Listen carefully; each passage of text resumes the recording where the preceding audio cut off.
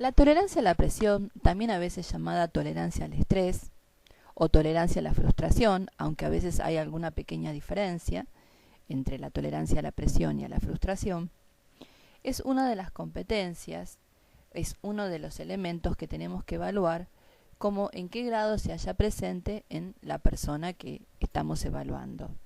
En el ámbito laboral, la tolerancia a la presión, muchas veces cuando no es adecuada en la persona evaluada o que se postula para una determinada tarea, puede a veces afectar el rendimiento global. Veamos, ¿por qué es una competencia esencial?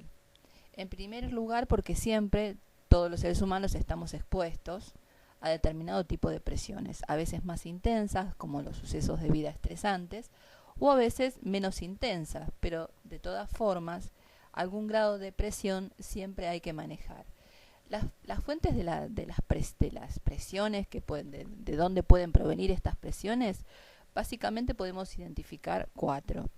La que tiene que ver con el tiempo, la exigencia del tiempo. A veces hay determinados tipos de trabajos que tienen una rutina que se debe cumplir en un determinado plazo, plazos de entregas, en el caso, por ejemplo, de los transportistas, los plazos de llegar de un lugar al lugar de destino. En el caso, por ejemplo, de los transportistas de mercaderías, bueno, también en qué tiempo y forma van cubriendo, digamos, todas las demandas que vienen de los distintos clientes. En fin, presiones hay muchas. Obviamente también, más allá de todo esto, en funciones jerárquicas o superiores, querencias, jefaturas, con menor peso, obviamente, también hay presiones también mucho más intensas, porque ya la persona no solamente tiene la presión sobre hacer bien su trabajo en un determinado tiempo y de una determinada forma, sino también tiene que tener a su cargo a veces bastante personal,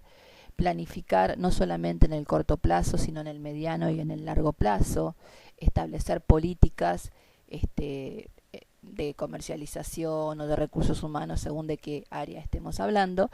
En fin, ahí también las presiones son mucho más intensas y los efectos de no poder soportarlos se ven también mucho más evidenciados y traen muchas más consecuencias. Esa es una de las fuentes. La otra fuente de la presión también es la situación vital de la persona, la situación personal. Esto hace que no es lo mismo la estabilidad emocional y personal que puede tener una persona que solamente va, realiza su trabajo, pero no tiene a cuestas, digamos, a lo mejor alguna problemática familiar, alguna problemática vincular, alguna problemática psicológica, alguna situación vital de los tantos sucesos vitales como desocupación previa, enfermedad de alguno de los miembros de la familia o propias, en fin, la cantidad de sucesos de vida que forman parte también de la vida humana. Por otro lado también tenemos la cultura de la empresa y el clima emocional, el clima laboral, que genera un determinado clima emocional también en cada una de las personas que forman parte de esa empresa u organización. A veces hay climas laborales amenos, en donde se arman buenos grupos de trabajo, tanto de jefes con empleados como también entre compañeros entre sí, o sea que tanto en lo simétrico como en lo asimétrico hay buena comunicación y un clima, digamos, ameno, como dijimos. Eso también favorece el buen rendimiento. Pero cuando ese clima no es tan así, o a veces hay lugares que por la misma exigencia de tiempo que tienen en el trabajo, el mismo estrés de cumplir con determinadas rutinas de trabajo, donde hay gran movilidad y desplazamiento entre sectores, muchas veces es difícil que ese clima se mantenga ameno, porque bueno, están los nerviosismos, las tensiones de los atrasos, porque a veces la tarea que tiene que realizar la persona digamos, tiene que ver con determinados suministros que a veces no llegan, en fin, los innúmeros de variables que se entrecruzan. Entonces, el clima laboral también afecta la posibilidad de que esa persona, cuando tenga un obstáculo en su trabajo o alguna dificultad, eso le apuntale en sentido positivo o en sentido negativo. Y obviamente también las características de la personalidad. A veces cuando no hay una estructura de personalidad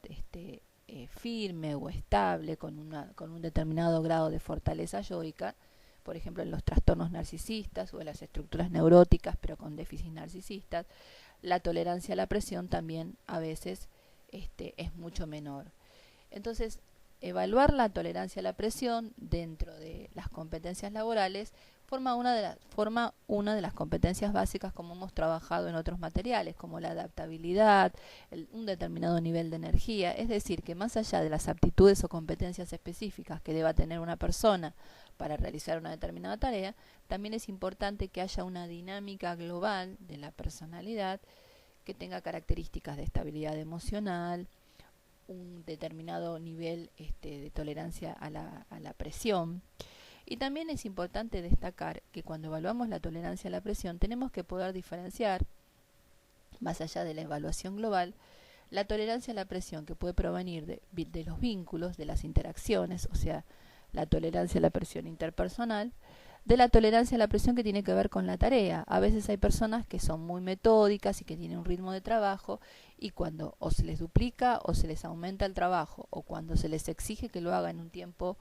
diferente o con una metodología distinta a la que usualmente utiliza, esas personas tienen un tiempo de reacomodamiento, y esas presiones a veces pueden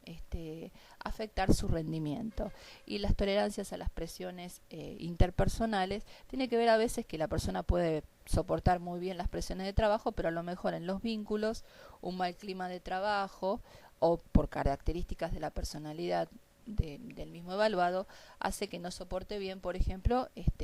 determinadas dinámicas interaccionales, y pueda reaccionar a veces con hostilidad. Tomando en cuenta que estamos estudiando psicodiagnóstico laboral,